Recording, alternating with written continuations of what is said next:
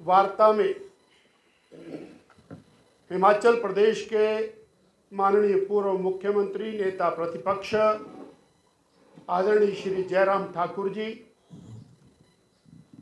नवनिर्वाचित सांसद राज्यसभा श्री हर्ष महाजन जी, भारतीय जनता पार्टी के सभी माननीय विधायकगण, भारतीय जनता पार्टी के यहाँ मौजूद नेतागण,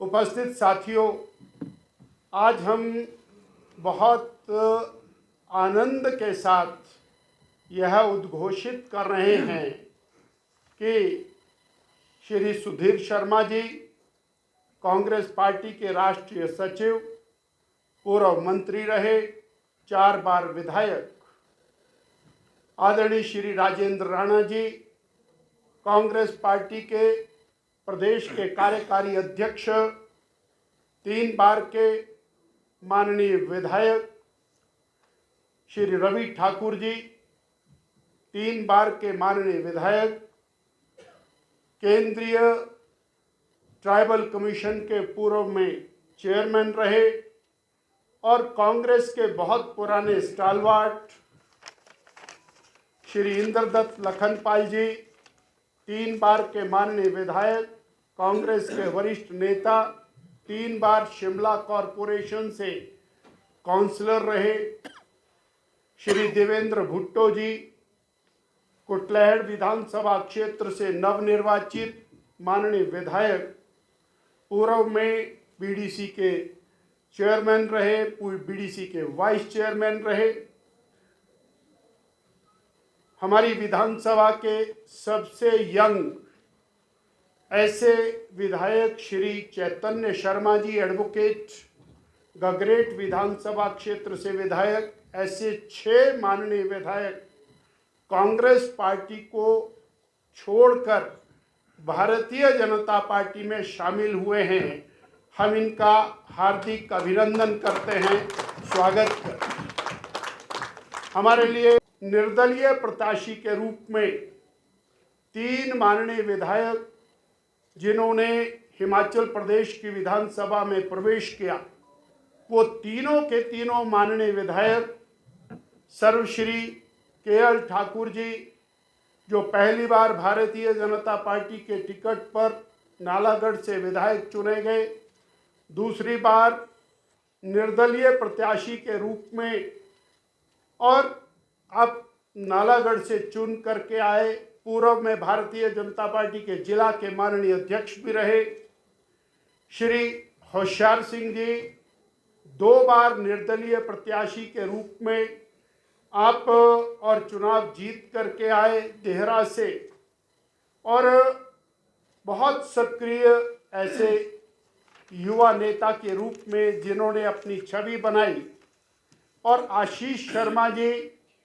जो यंग एनर्जेटिक, पहली बार हमीरपुर से चुन करके आए, आज़ाद उम्मीदवार के नाते, तीनों के तीनों माननीय विधायक और अपने अपने क्षेत्र के महत्वपूर्ण नेता आप आज भारतीय जनता पार्टी में शामिल हुए हैं।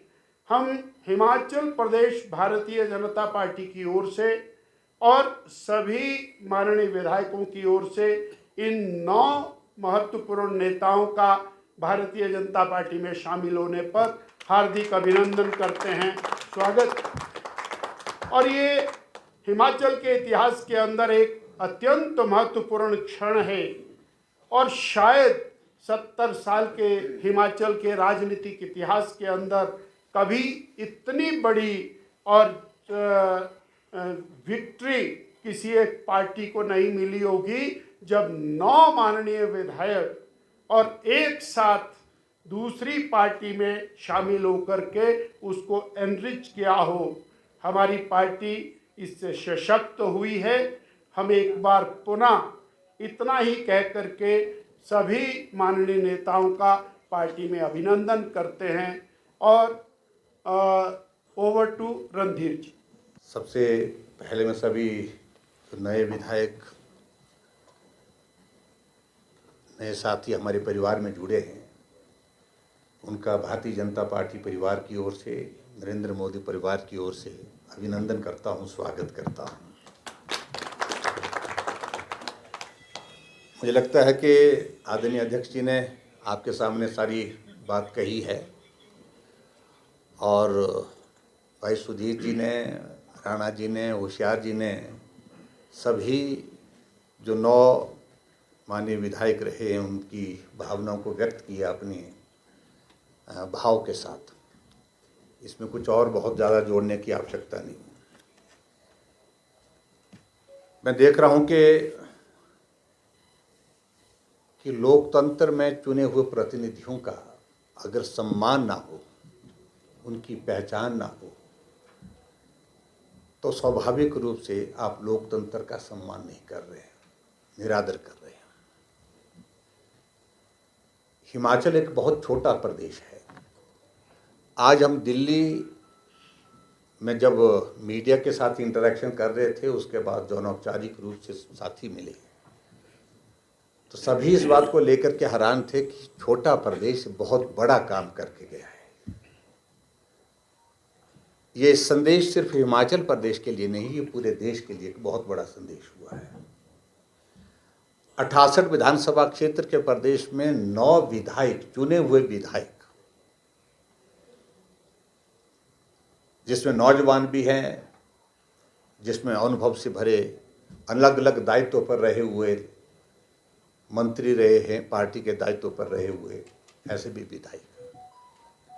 इस प्रकार के नेतृत्व को मुख्यमंत्री की ओर से महत्व नहीं देना, सम्मान नहीं देना, पहचान नहीं देना, ये मैं समझ करके हैरान हूँ।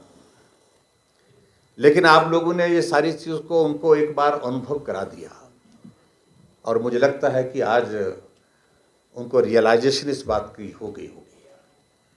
मैं व्यक्तिगत रूप से किसी के बारे में नहीं कहता हूँ, लेकिन बड़ी दिलचस्प बात मैं देखता हूँ, मैं जहाँ मुझे सरकार की ओर से आवास मिला है, मेरे पड़ोस में एक विधायक जो CPS हैं, वो साथ में रहते हैं। आज उनकी सुरक्षा के लिए 20 से ज़्यादा पुलिस वहाँ पर रात दिन लगी हुई है और रात को और दिन को कितनी बार आते होंगे पुलिस की गाड़ी चेक करने के लिए।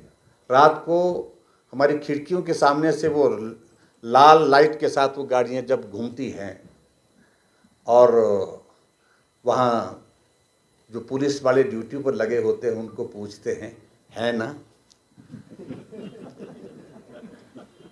4-4 बार पूछते हैं ना।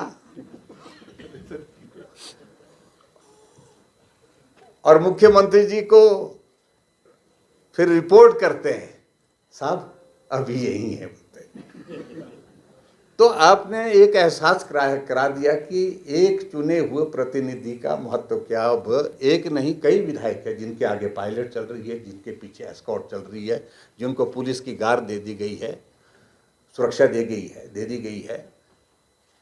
अब अच्छी तरह से मुझे लगता है कि उनको एहसास हो गया कि एक चुने हुए प्रतिनिधि का महत्व क्या है।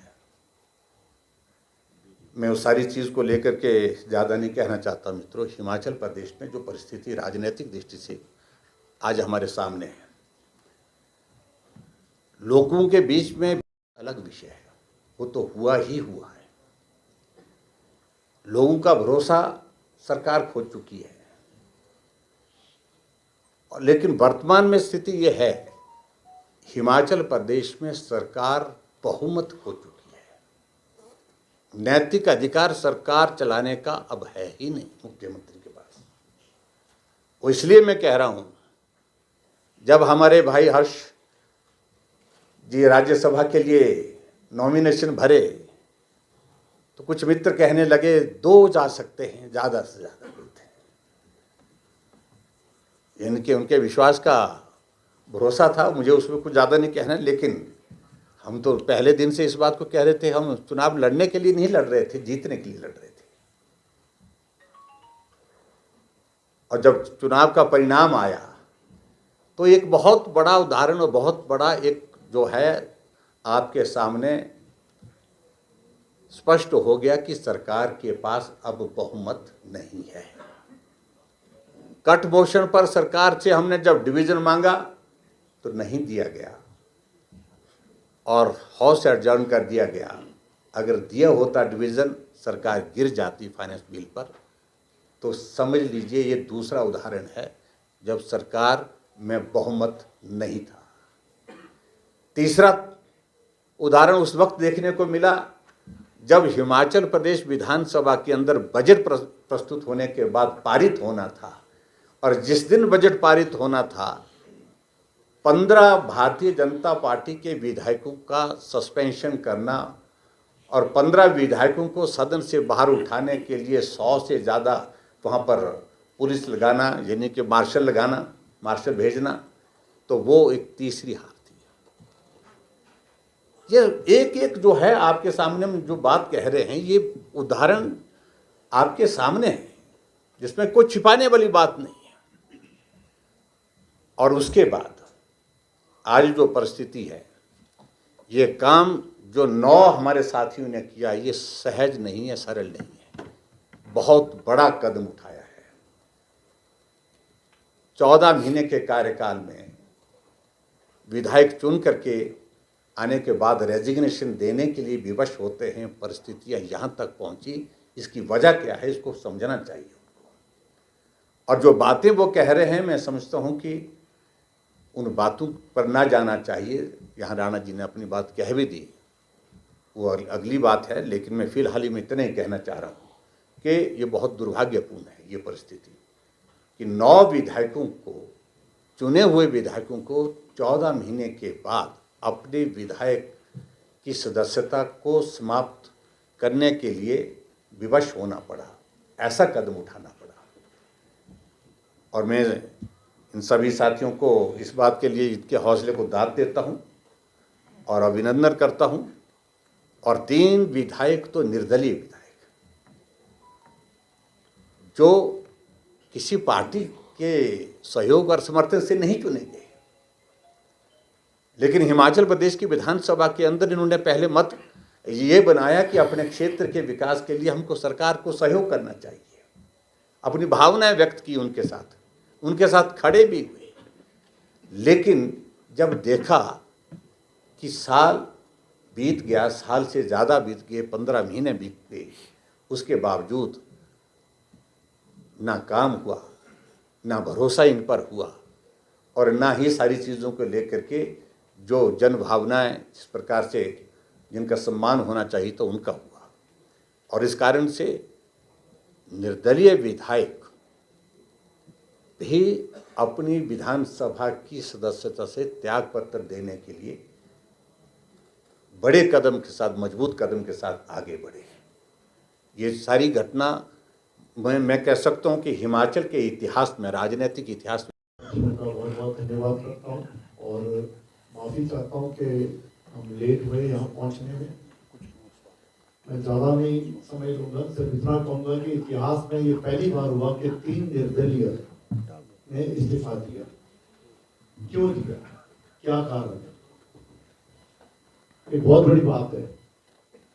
पिछले 5 साल में भी मैं निर्दलीय था। हमने भारतीय जनता पार्टी की जो सरकार थी पिछली बार, उसमें भी हमें 5 साल का मौका मिला। हमने वो 5 साल देखे, उस 5 साल की डेवलपमेंट देखी, हमने कार्य देखे। और अभी के 15 महीने को अगर मैं उससे कंपेयर करूं तो मैं समझता हूं कि ये मेरे जिंदगी का सबसे खराब पीरियड था। हमने देखा कि 15 महीनों में सब डेवलपमेंट बंद, डेमोक्रेसी को कुचलने की कोशिश की जा रही थी। हर विधायक को जो है प्रताड़ित किया जा रहा था, पैरेलल गवर्नमेंट चलाई जा रही थी, एमएलए की कोई वैल्यू नहीं रह गई थी। प्रशासन ऐसे लोग चला रहे थे जो अनइलेक्टेड थे, जिनके पास कोई अहदा नहीं था, कोई पद नहीं था। इंडस्ट्री यहां से जा रही थी, कोई नई इन्वेस्टमेंट नहीं आ रही है, बेरोजगारी बढ़ते जा रही है। तो ये सारे हालात ऐसे खराब होते जा रहे थे 15 महीनों से। हमने निर्णय लिया, जब राज्यसभा के इलेक्शन हुए, हम तीनों विधायक बैठे, हमने निर्णय लिया कि हमने किसको वोट देना है। हमने कहा कि हम लोकल व्यक्ति को वोट देंगे जिसके पास हम जा सकते थे, हिमाचली हो। और उसके नतीजे में क्या हुआ? नतीजे में ये हुआ कि एक निर्दलीय आशीष के ऊपर एफआईआर लॉन्च हो गई, कारोबार बंद हो गया, के ठाकुर के भाई उनके बेटे के नाम पे एफआईआर लॉन्च हो गई। तो ये क्या है?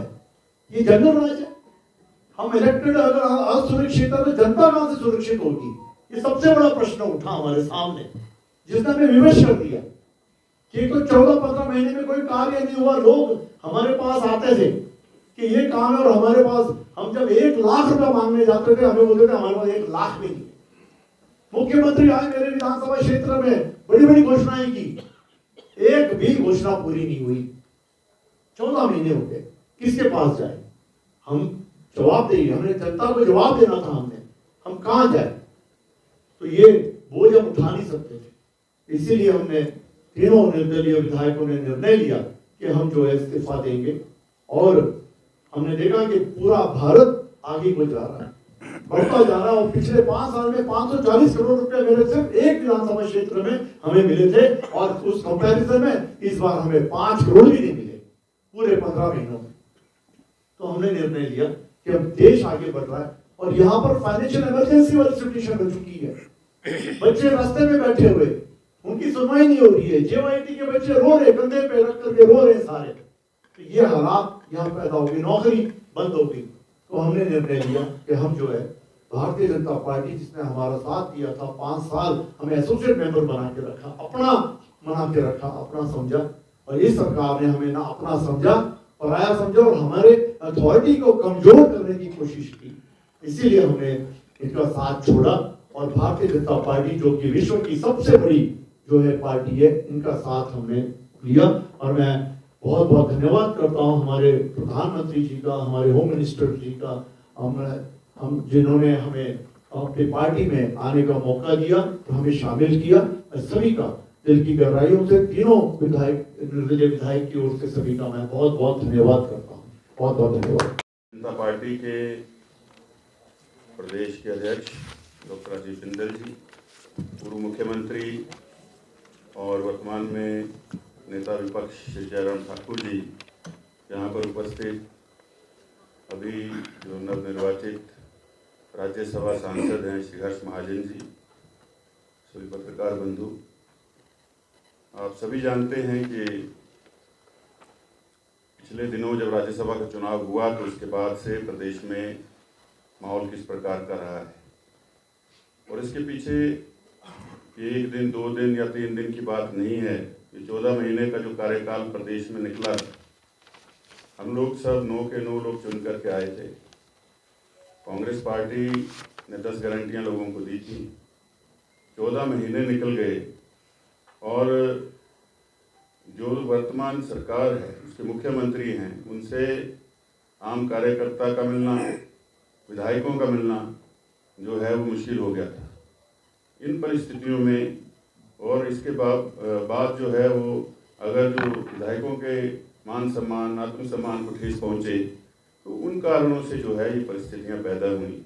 और मैं तो शुरू से बहुत दिनों से कहने लगा था कि इसके लिए हमको चुन करके लोगों ने नहीं भेजा था, और उनसे भी जब चर्चा होती थी तो वो कहते थे कि आप जो है जब आपके काम ही नहीं हो रहे हैं, आपको सुना नहीं जा रहा है, तो इस पद पर रहने का कोई औचित्य नहीं रह जाता है, तो कुछ ना कुछ निर्णय लीजिए।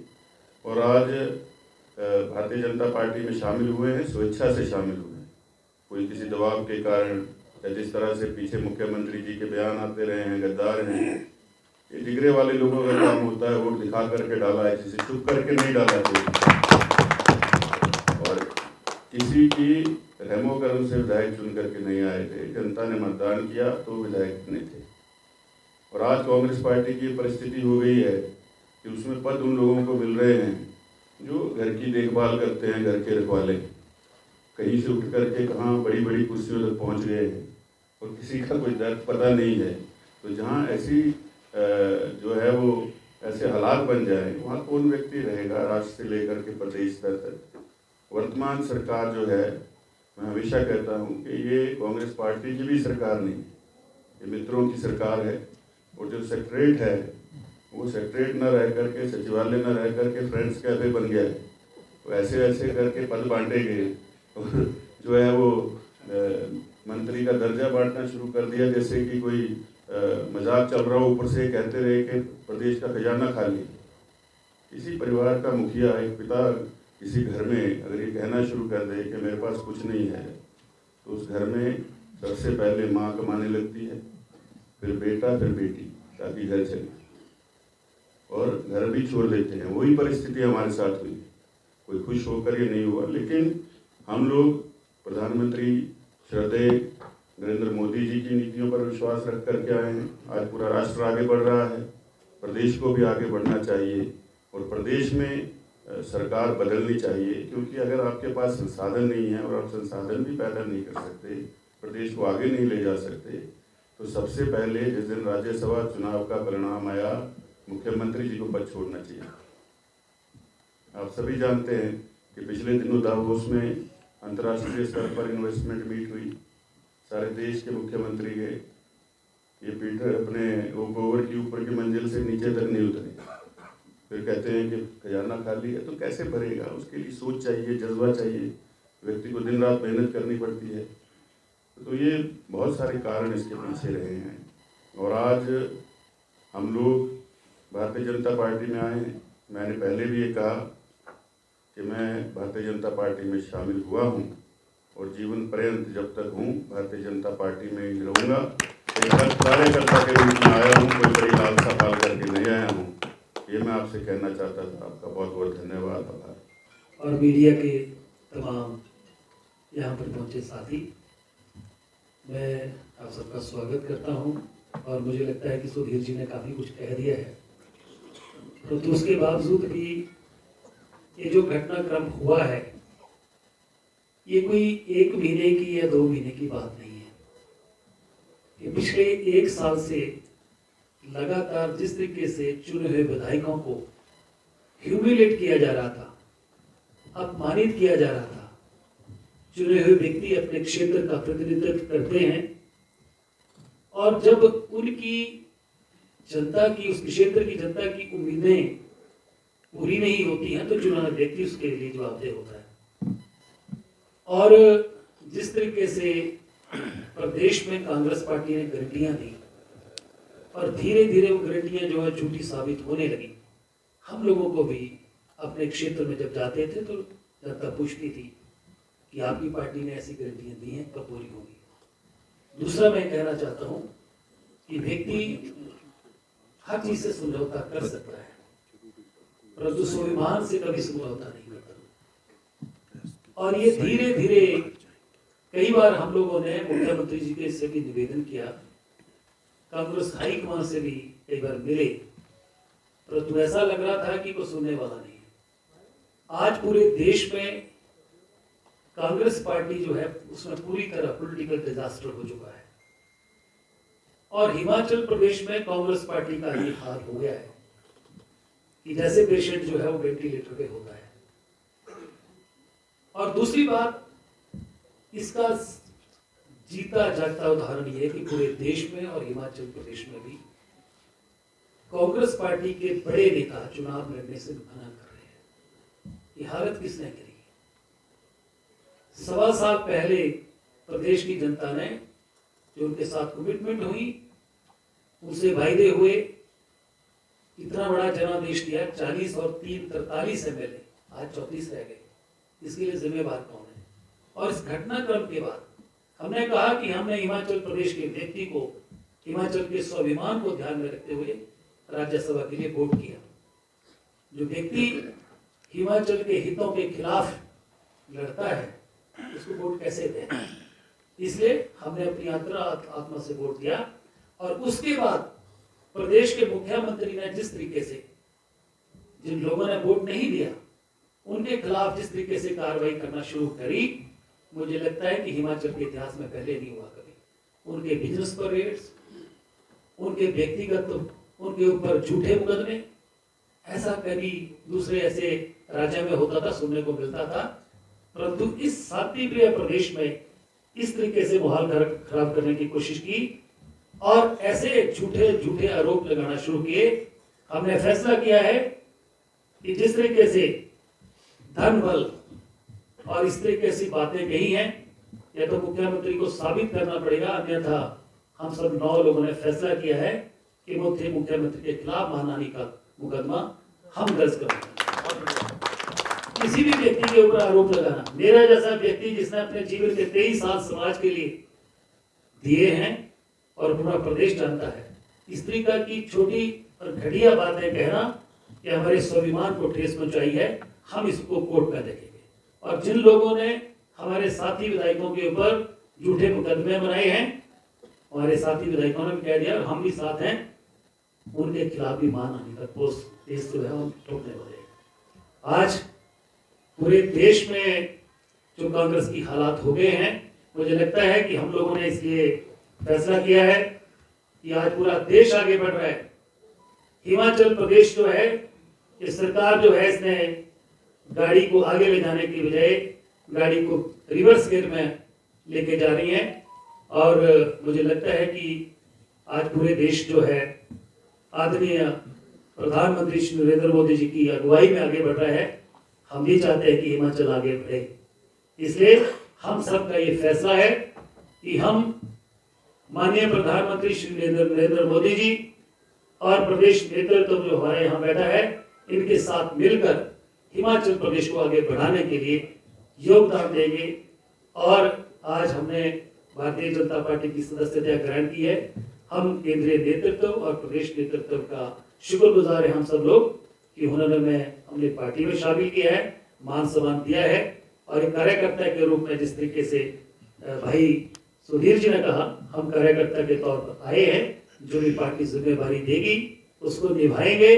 और आने वाले समय में 68 के 68 चुनाव क्षेत्रों में कांग्रेस पार्टी जो है उसकी हालत जो है वो पतली है, वो साफ होने वाले हैं। चारों पार्लियामेंट भी जीतेंगे और हिमाचल प्रदेश की जनता के आशीर्वाद से उपचुनाव जितने हैं, अभी तो 9 हैं, अभी मुझे लगता है और भी होंगे, और भी हैं। क्योंकि जिस तरीके से हमने साहस दिखाया कि हमारे साथ जो बेइंसाफी हो रही थी, हमारे चुनाव क्षेत्र के साथ जो बेइंसाफी हो रही थी, हमने साहस दिखाया और हमने जो है आवाज बुलंद करी। बहुत सारे ऐसे विधायक साथी कांग्रेस के हमारे संपर्क में हैं जो कह रहे हैं कि हमारा भी दम घुट रहा है। आज हम खुली सांस ले रहे हैं, आने वाले दिनों में वो भी खुली सांस लेंगे और पूरी तरह बाहर आके मुझे लगता है आने कुछ चंद दिनों में वो भी हमारी तरह साहस दिखाने वाले हैं। इसलिए मैं फिर से आप सब लोगों का, जितने भी हमारे पत्रकार बंधु आए हैं, मैं आप सबका धन्यवाद करता हूं और प्रदेश नेतृत्व का साथ साथ केंद्रीय नेतृत्व का धन्यवाद करता हूं।